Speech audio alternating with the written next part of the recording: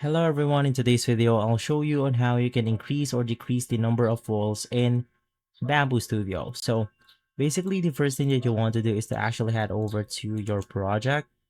And from here, you then want to select or click on your model first that you want to adjust. Navigate through strength. And the specific option that we're looking for is going to be inside the walls category, which is going to be this one.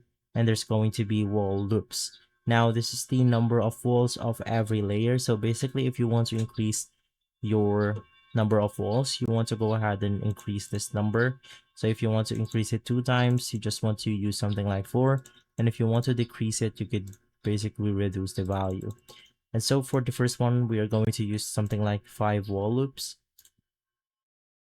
Click on the slice plate option, and then we could actually see the result right here.